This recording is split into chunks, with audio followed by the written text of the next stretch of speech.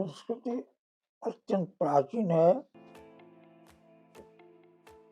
विभिन्न क्षेत्रों में भारत के विद्वानों का योगदान रहा है।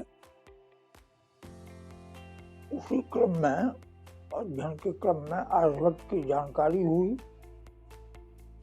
इसी पर हमने शोध भी लिखा, शोध प्रबंध का प्रकाशन भी हुआ। सैटेलाइट जो किसी भी देश के लिए बहुत ही आजकल महत्वपूर्ण है, भारतवर्ष के प्रथम सैटेलाइट का नाम आर्यभट्ट ही रखा गया, क्योंकि ये वैज्ञानिक थे, गणितज्ञ थे, भारतीय संस्कृति के नायक थे। इसीलिए हमने शोध भी आर्यभट्ट पर ही किया था।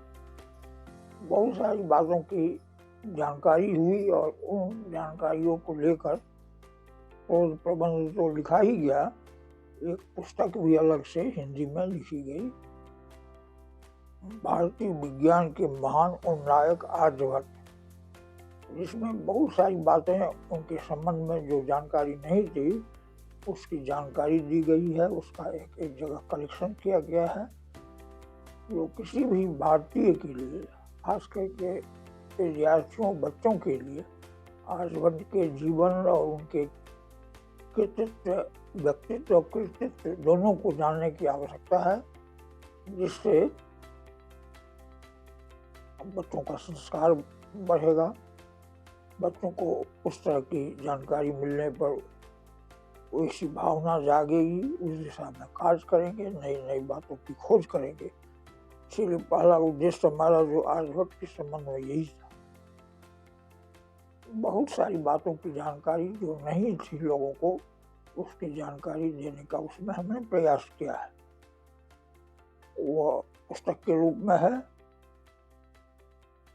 छात्र, विद्वान, सब तरह के लोग उस पुस्तक को पढ़ सकते हैं, अध्ययन कर सकते हैं, कुछ सीख सकते हैं, जीवन में उसे उतार सकते हैं।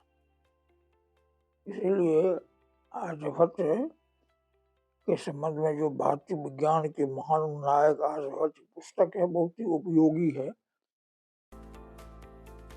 राष्ट्र के लिए, प्रांत के लिए, बच्चों के लिए, विद्वानों के, सारे लोगों के लिए, क्योंकि बहुत सारी बातें जो उसमें है उनकी किताब में, किताब का नाम एक ही है, किताब उन्होंने लिखी है आर्यभट्टियम।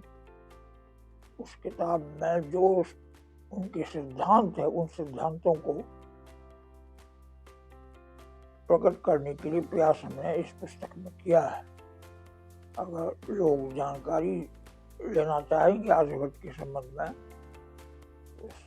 उसकी जानकारी, हर तरह की जानकारी आर्यभट्ट के संबंध में, उनकी देन अवदान क्या है गणित में, ज्योतिष में, उसकी जानकारी लोगों को हो सकती है। इसलिए अध्ययन के लिए वो पुस्तक हर तरह के व्यक्ति के लिए आवश्यक है, अध्ययन करना चाहिए। अगर भारतीय विज्ञान, भारतीय ज्योतिष के संबंध में जानकारी लेना चाहेंगे तो आवश्यक होगा कि इस पुस्तक को अवश्य पढ़ें। परिश्रम करके पुस्तक लिखी गई है, जितने भी संभव हो सके है जानकारी देने के जो तरीके हो सकते हैं, पुस्तकों को विभिन्न पुस्तकालयों में जो अनेक पुस्तकें हैं, पत्रिकाएं हैं, उन सारे तरह के जो उपलब्ध हैं साधन, उनको प्रयास करके यह पुस्तक लिखी गई है जो उपयोगी है।